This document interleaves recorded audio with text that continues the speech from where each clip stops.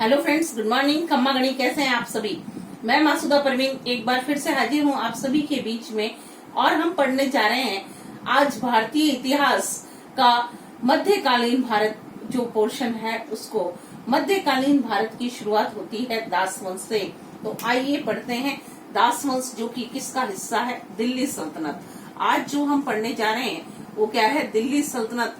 दिल्ली सल्तनत जो है यह समय कब से माना गया, 1206 से लगाकर 1526 तक का समय दिल्ली सल्तनत का काल माना जाता है। इस काल में दास वंश ने राज किया, खिलजी वंश, तुगलक वंश, सैयद वंश और लोधी वंश ने राज किया। इन सभी को सम्मिलित रूप से क्या नाम दिया गया है, दिल्ली सल्तनत नाम दिया गया है।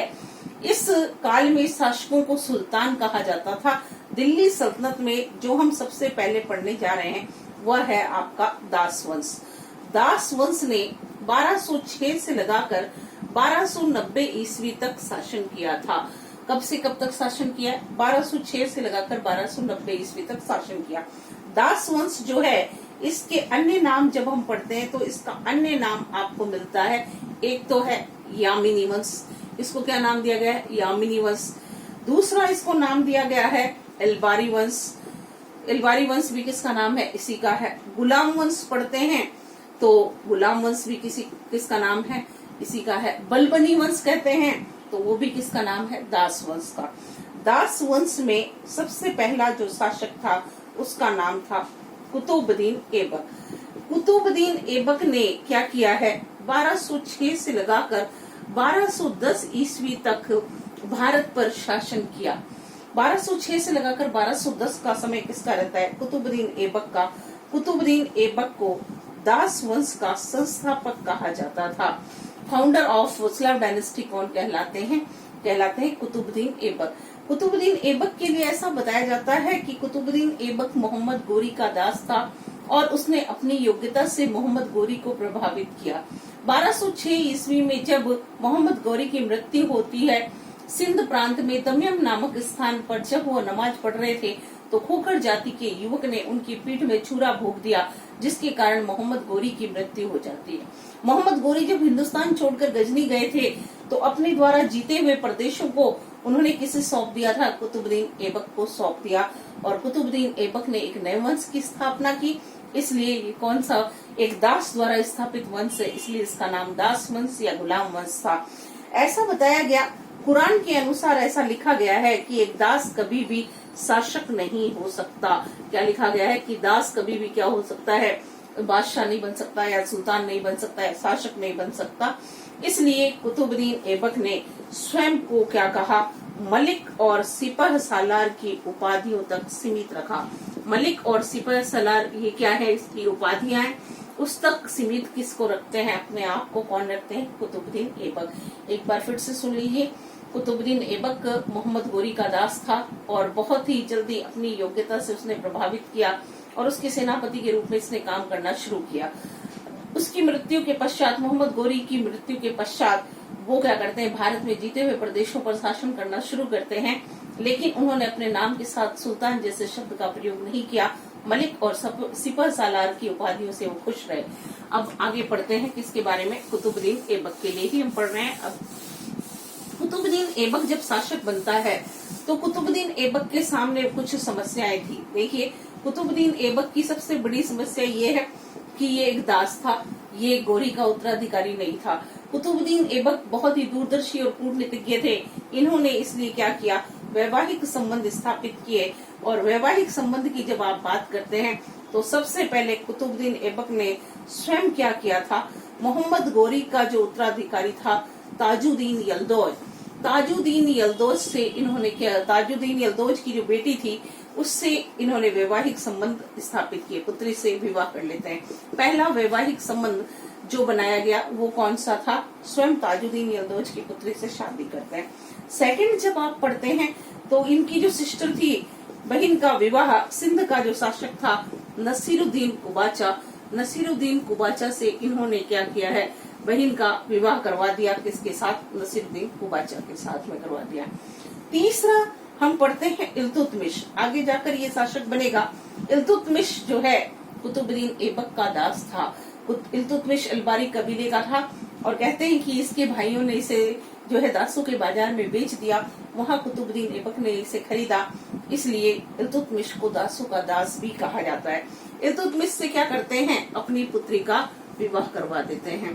तो इस तरीके से हम देखते हैं कि 3 जो महत्वपूर्ण वैवाहिक संबंध स्थापित किए हैं किसने, कुतुबुद्दीन ऐबक ने।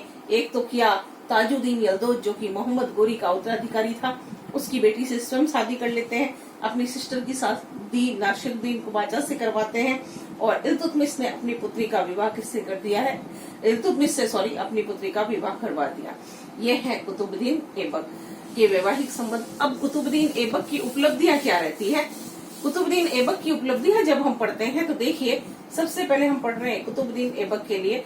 तो कुतुबुद्दीन ऐबक जो हैं, इनके गुरु का नाम क्या था, इनके गुरु हैं कुतुबुद्दीन बख्तियार काकी। क्या नाम है इनके गुरु का, इनके गुरु का नाम है कुतुबुद्दीन बख्तियार काकी।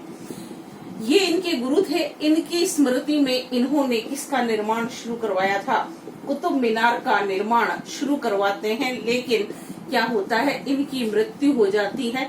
कुतुबुद्दीन ऐबक द्वारा निर्मित कुतुब मीनार का निर्माण कार्य इल्तुतमिश के द्वारा पूर्ण करवाया जाता है। एक ही मंजिल बनती है, इसका प्रयोग उस समय अजान देने के लिए किया गया था।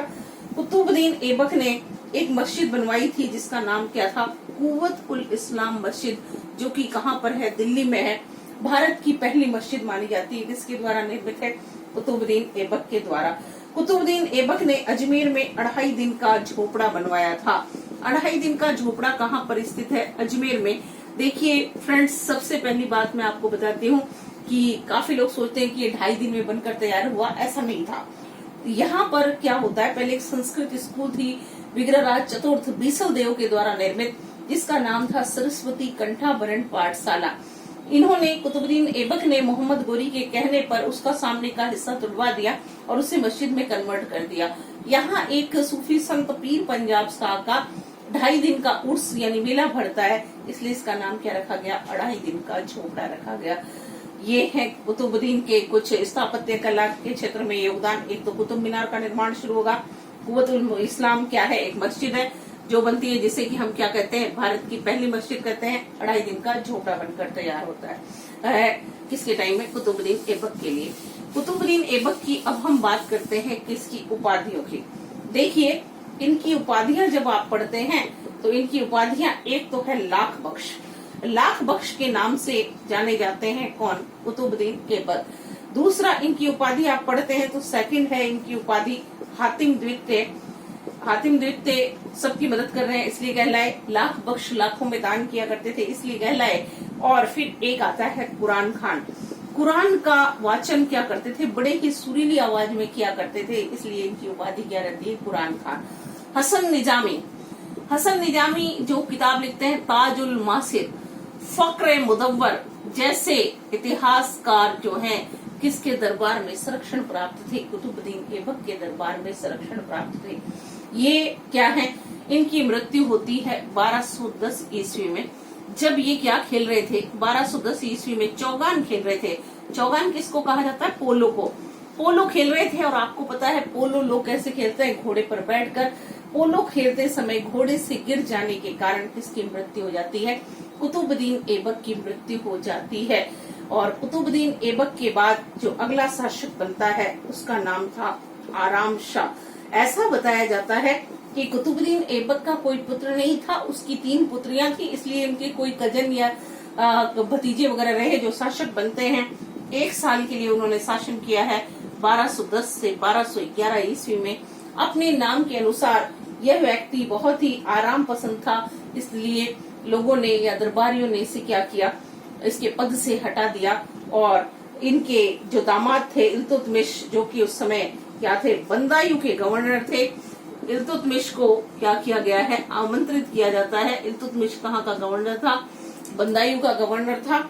और इसने आकर क्या कर दिया, इसको पद से हटाकर स्वयं सत्ता प्राप्त कर ली। तो अगले शासक कौन बनते हैं, इल्तुतमिश बनते हैं। तो देखिए, हम पढ़ते हैं इल्तुतमिश के बारे में। इल्तुतमिश का समय रहता है, इनका समय रहेगा 1211 से, कई किताबों में आपको 1210 भी लिखा हुआ मिलेगा, क्योंकि वो आराम शाह को काउंट नहीं करते हैं, अपन ने उसको भी पढ़ा है। 1211 से 1236 ईस्वी तक का समय किसका रहता है? इल्तुतमिश का। इल्तुतमिश को दासों का दास या गुलामों का गुलाम कहा जाता है, क्योंकि मोहम्मद गोरी का गुलाम था कुतुबुद्दीन ऐबक, और कुतुबुद्दीन ऐबक का गुलाम कौन था? इल्तुतमिश। ये कौन है? कुतुबुद्दीन ऐबक जो था, ऐबक का दामाद था। दास तो था ही था, बहुत जल्दी इसने अपनी योग्यता से प्रभावित किया और उनका दामाद बन जाता है। इल्तुतमिश के लिए जब आप पढ़ते हैं तो बताया गया कि जब कुरान में लिखा है कि दास कभी सुल्तान नहीं बन सकता, तो दास का दास तो सुल्तान बन ही नहीं सकता है।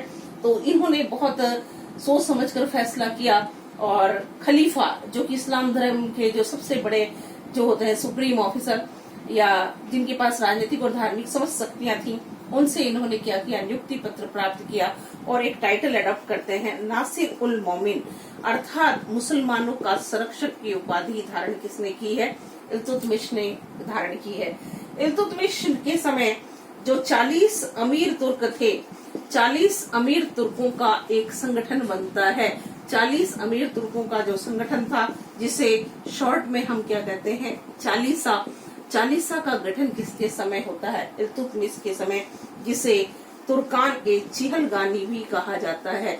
इक्ता व्यवस्था का प्रारंभ किसके समय होता है? इल्तुतमिश के समय होता है। इल्तुतमिश के समय 2 नए सिक्के चलते हैं, एक का नाम क्या था? टका, और एक का नाम क्या था? जीतल। सिक्कों पर टकसाल का नाम लिखने का ट्रेंड किसके समय शुरू होता है? इल्तुतमिश के समय शुरू होता है। इल्तुतमिश के सैन्य अभियानों के बारे में हम पढ़ेंगे कल। तब तक के लिए घर पे रहें, सुरक्षित रहें। Thank you very much. See you tomorrow.